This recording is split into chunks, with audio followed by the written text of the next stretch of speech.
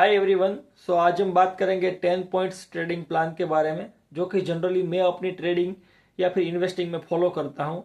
सो मैं चाहता हूँ कि आप भी ये 10 पॉइंट्स जानें और आप भी ये 10 पॉइंट्स अपनी ट्रेडिंग या इन्वेस्टिंग में फॉलो करें, तो आपको अच्छे अच्छे रिजल्ट्स मिलेंगे। सो सबसे पहला पॉइंट है नो डेप्ट, यानी कि डेप्ट नहीं होना चाहिए। सो यानी कि हम जो कंपनी सिलेक्ट कर रहे हैं, जिस कंपनी पे हम इन्वेस्टिंग की बात कर रहे हैं, उस कंपनी में जनरली हमारा पहला पॉइंट यही होता है कि जो ज्यादा उधार है, जरूरत से ज्यादा उधार है, वो कंपनी जनरली हम अवॉइड करते हैं। सो आप अपनी ट्रेडिंग में भी यही कीजिए कि अगर आपको कहीं पे पैसा लगाना है, इन्वेस्टिंग करना है, तो आप उधारी का पैसा मत लगाइए, या किसी फ्रेंड से ले लिया, किसी दोस्त से ले लिया, मम्मी पापा से ले लिया, किसी बैंक से लोन ले लिया। तो लोन लेके ट्रेडिंग मत कीजिएगा, अपना पैसा अपना खुद की कमाई का ही डालिएगा। जनरली हम मर्दों की फितरत वो होती है कि मर्द बनने का शौक होता है तो जनरली मम्मी पापा से पैसे लेते हैं। मर्द बनने का शौक है तो मम्मी पापा से भी पैसे मत लीजिए, अपना खुद का पैसा है वही लगाइए। दूसरा है नो इंट्राडे, तीसरा है नो एफ एंड ओ। सो दूसरा में नो इंट्राडे, यानी कि हम जनरली जो पैसा खोते हैं, जनरली जो जीरोधा का डेटा भी आया है कि जिसने पैसे गवाए हैं वो जनरली इंट्राडे करके ही गवाए हैं। चौथा तीसरा कि नो एफ एंड ओ, यानी कि फ्यूचर एंड ऑप्शन भी नहीं करेंगे जब तक हमारे हम इक्विटी पोर्टफोलियो में या फिर इक्विटी में हम अपना खुद का ट्रैक रिकॉर्ड नहीं बना लेते कि जो हम इक्विटी में ट्रेडिंग करें वही इनफ है, वहां पे ही हम 25 to 30% एफर्टलेसली हम पैसा जनरेट कर पा रहे हैं। और ये पैसा बहुत होता है। आप किसी कोई बड़े ट्रेडर से भी पूछो तो उन्होंने भी जनरली इंट्राडे या एफ एंड ओ में 30% से ऊपर नहीं कमाए। तो जनरली हम इक्विटी में ही इतना पैसा बना सकते हैं, तो दूसरा रास्ता क्यों चुना जाए।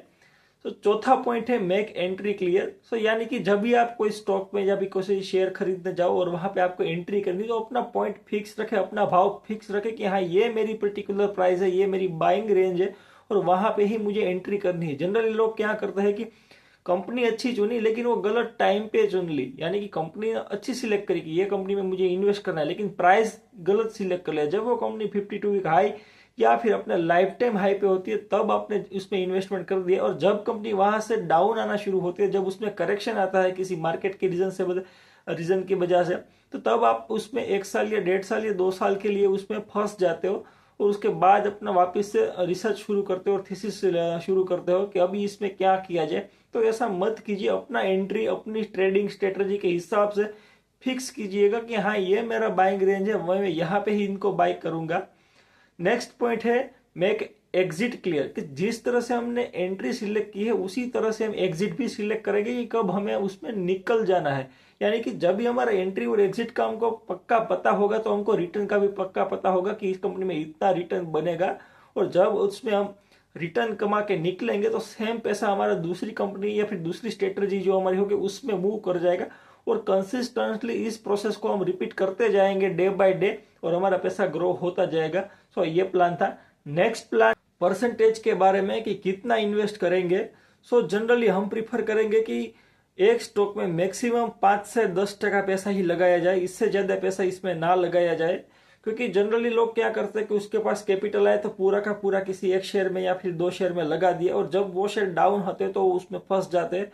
तो मैक्सिमम हम 15 से 20 कंपनियां तो रखेंगे हमारे ट्रेडिंग के लिए, कि ऐसा कभी नहीं होगा कि वो 15 की 15 कंपनी एक साथ नीचे डाउन आ जाए, ऐसा कभी नहीं होता।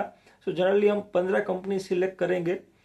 नेक्स्ट पॉइंट है कि हम न्यूज बेस्ड ट्रेडिंग नहीं करेंगे, यानी कि कभी ऐसी जब न्यूज आ जाती है तो न्यूज के बेसिस पे हम वो शेयर हमारी जो स्ट्रेटजी पे ली है वो हम बेच देते हैं, या उसको न्यूज बेस पे बाय कर लेंगे। तो हम न्यूज नहीं देखेंगे, टीवी नहीं देखेंगे, ओपिनियन किसी का फॉलो नहीं करेंगे। हाँ, ओवरव्यू हम पूरा जानेंगे, पूरा कंडीशन जानेंगे, पूरा सिचुएशन जानेंगे मार्केट में, लेकिन कोई भी न्यूज के बारे में हम कोई भी एक्शन नहीं लेंगे।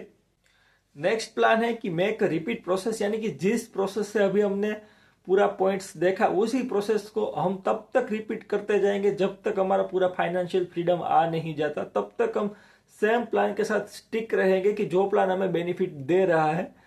नेक्स्ट पॉइंट है जो हमारा इसमें है कि हम ग्रेटिट्यूड, यानी कि जो हमें मिला है उसका हम शुक्रिया अदा करेंगे भगवान से, या फिर जिस भी रिलीजन को आप फॉलो करते हो उसमें आप गॉड को या फिर उसमें प्रे करेंगे कि हमको जो भी लाइफ मिला है, जो भी हमारा इतना प्लानिंग किया है, जो भी अचीव कर पा रहे हैं उसमें भगवान का शुक्रिया करें। क्योंकि जब आप ये करोगे तो आपके माइंड पूरा क्लियर रहेगा, विजन पूरा क्लियर रहेगा, डिप्रेशन नहीं आएगा, थकान नहीं लगेगी। तो वो पूरी ब्लेसिंग्स भी ऊपर से आती है। एंड लास्ट पॉइंट आता है को हम बैलेंस शीट और ग्राफ्स, जनरली जो हमारे चार्ट्स होते हैं वो पूरा एक दिन में मैक्सिमम 10 ग्राफ हम देखें, क्योंकि जब आप इतने ग्राफ देखते हो तो आपको हर रोज आइडिया होता है कि कहाँ क्या शुरू हुआ है, कौन सी स्ट्रेटजी बन पा रही है, कौन से इंडिकेटर्स लगाना है। तो पूरा जब हम डेली, ये क्योंकि ये लंबी प्रोसेस है, एक दिन की प्रोसेस नहीं है, कंसिस्टेंटली आप हर दिन थोड़ा थोड़ा 5 मिनट 10 मिनट आधा घंटा स्पेंड करोगे, इसमें सीखोगे, तो आपको अच्छा ना रिजल्ट मिले ऐसा हो ही नहीं सकता है। सो हर दिन हम चार्ट्स पे 10 चार्ट्स, मिनिमम 20 चार्ट, जितना हो सके उतने चार्ट्स देखेंगे और मिनिमम हम 5 बैलेंस शीट पढ़ेंगे और डिफरेंट डिफरेंट कंपनी के बारे में।